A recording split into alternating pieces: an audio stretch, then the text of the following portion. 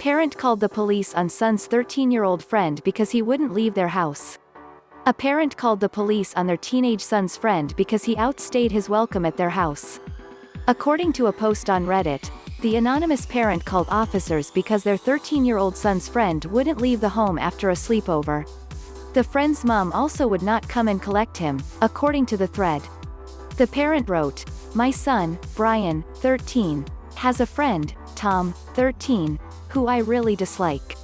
However, since Brian is on the spectrum, very few other children want to hang out with him. I have tried to tell him that Tom is using him for his Nintendo Switch, but he is unable to process that. Every time Tom comes over, he'll hog the Switch to play one of the games, oftentimes a single-player game." The parent wrote that Tom came over for a sleepover and raced right up to Brian's room, turned on the game, and sat there for hours.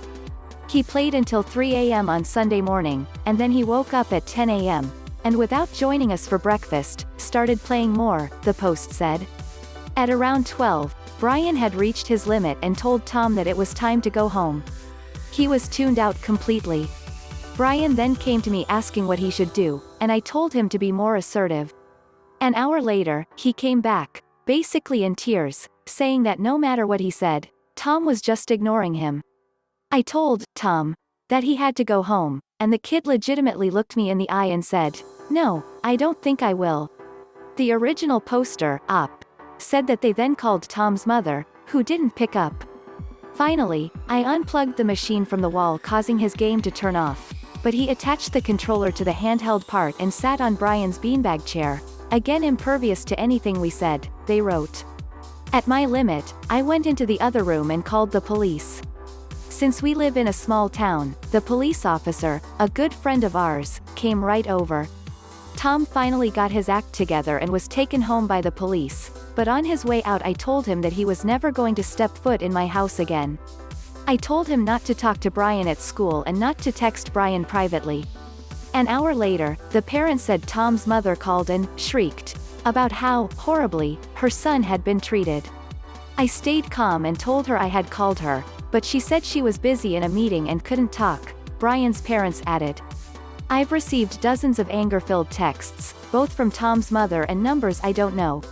I wouldn't care what those trashy parents think, but I wonder if they have a point. Responding to the post, numerous people supported the dramatic actions. One said, "You took all the proper steps." At that point, it was down to calling the police or physically dragging the little brat out of your home. Both for the child's safety and for you not getting sued, calling the police was the right thing to do. Another wrote, "At first I kind of thought it was extreme just because I've heard too many stories of children getting in trouble with the police for things that are not that big a deal and it impacts their life forever. However, in this case the police officer was OP's friend, so she was basically just asking the officer to use their position to make the kid leave with no long-term impacts. At least I hope that was her initial plan. There's no harm in that, and who knows what would have happened without that option." However, not everyone shared this view. One said, "Apart from just taking the Switch away. I mean, I feel like Op didn't exercise all of her options before calling the police and then banning Tom from ever speaking to her son again. I get that she feels like her son is being used for his Switch, but now Tom will go tell everyone else that Brian's mom is going to call the police if you hang out with him.